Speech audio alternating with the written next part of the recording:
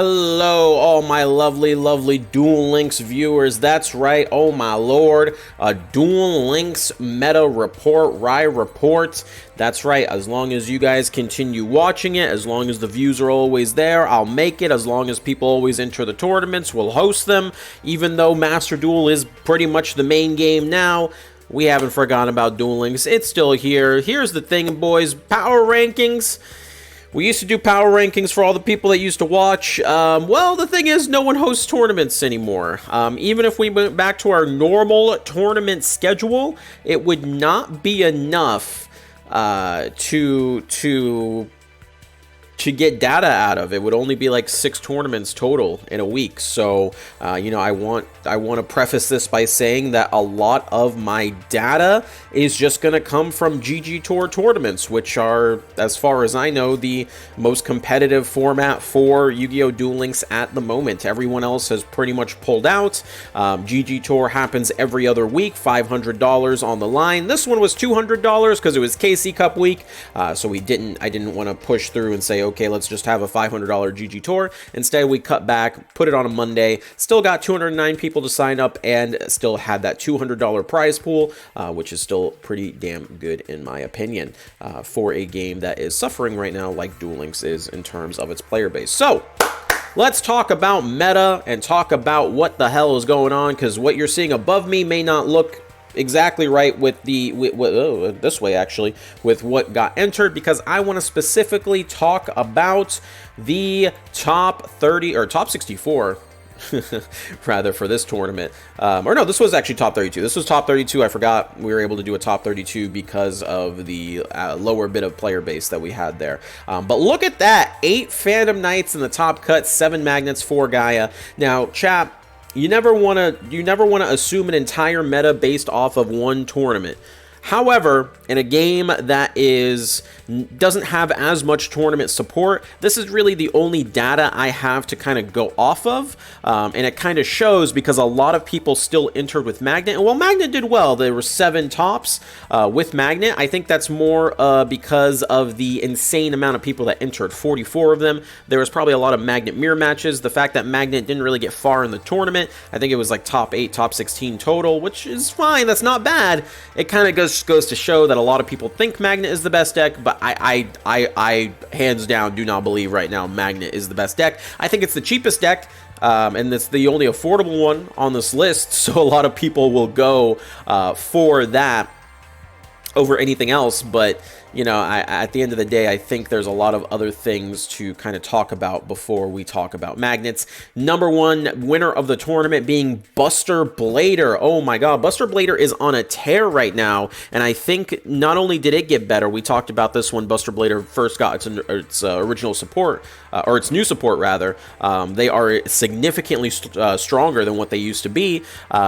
More importantly, they are able to banish from the graveyard. So being able to banish the Phantom Knight monsters, being able to banish the Magnet monsters, they have a searchable banish from the graveyard, which is really strong in the current metagame. It also helps that they can play around Destiny Draw very well, because they can swing into monsters and get piercing and just say fuck you, Kiteroid, and they're able to, you know, you don't have to swing. You can just swing with your non-piercing monsters and not trigger Destiny Draw, and they themselves are using draw since low level, which is better in this scenario than D-Draw.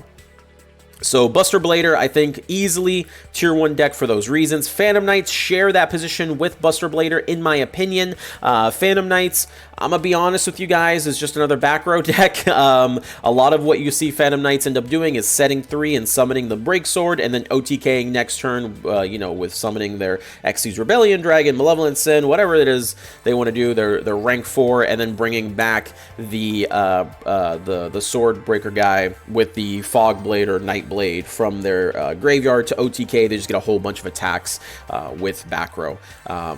I don't know what deck I'd kind of... It's like a weird mixture of Shiranui and Cyber Dragon, I guess. Old Cyber Dragon, but it works. It works a lot. The top 4, 3 of them were Phantom Knights, and 1 was Buster Blader. And it kind of went to show how strong Buster Blader is by being able to defeat 2 in a row, even though they had an insane conversion. Look at this.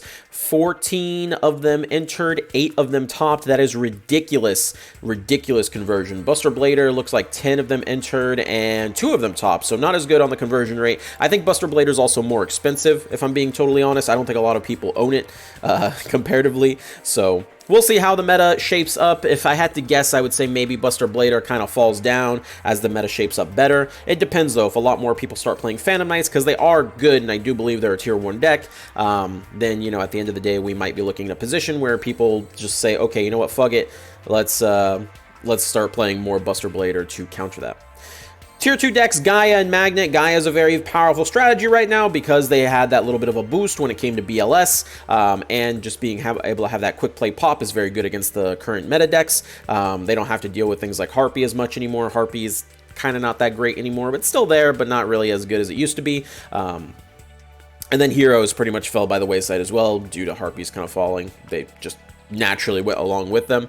So Gaia's kind of thriving right now in that tier 2 spot. Really good entry rate, really good conversion rate. Went far in the tournament. Pretty much all the good stats. There isn't really anything new to say about Gaia. They've been here for a while, so there's not much new to talk about them. Magnets, they're still the second most top deck, even though there were an overwhelming number. 44-7 is not an insanely good conversion rate, but it's still the second most topped, and it still went far in the tournaments. Farish in the tournament. It's still that powerful Destiny draw deck. I do think that, though, that a lot of people are playing it because it is the cheapest deck, and in Duel Links you do have to take cost into like account when it comes to these free tournaments. Unfortunately, that's just how the game is. Konami, please add a crafting system so people can play good decks instead of playing shitty magnets. They're pretty much on tier 2 because of representation alone. I think if a lot less people started playing them because they're realistically not as good as people think they are, they'd probably drop to a tier 3 spot. Speaking of tier 3, Harpies and Water XCs, I think, are the two decks that kind of stand out the most. Harpies, it's still Harpies. You just have to give up a card to get Harpies Hunting Ground, so really good at back row control. I still think it's a fantastic deck. It's a balanced deck at this point, and I am happy to still see it a part of the metagame, even though it did get that fat nerf. So I believe just through its power to control back row, it kind of deserves a tier 3 spot. Water XCs is still Water XCs. It's the gatekeeper to the metagame, having the power of Necro Valley, having the power of TTH, Book of Moon. They're just a small core that can play any staple card to try and overcome whatever the metagame is, especially if we go to a graveyard-based strategy again with Phantom Knights. They'll be very good as they can lock down that graveyard. And that's pretty much all the meta decks. Talking about some off-meta stuff that people might be wondering about. Melodious, still a garbage shit deck. I don't know why people still play it. It's bad. Shiranui's on here. I don't just play Phantom Knights. I guess they can't afford it. Dino Mist has been able to sneak some wins here and there from what tournaments I have seen. Funny enough, by cheesing people. They're the new Destiny Hero E-Hero deck. Destiny Hero, they just don't really have a purpose in the metagame anymore, so I don't know if we'll really see them anymore. Searchable MST, there's just too much back row for just one searchable MST. Back row's coming in huge in the metagame, and they, against certain decks, they don't do very well when it comes to the metagame. Cyber Dragon has been doing well as well. I think they're just a balanced rogue deck. With the OTK potential in there, being able to steal games off people, but in a game that has a bunch of hand traps, I think that's just always going to be a hard thing for Sidra to do. They need like a counter trap or something to stop that. And I think that's pretty much it to really talk about from decks that people are used to seeing.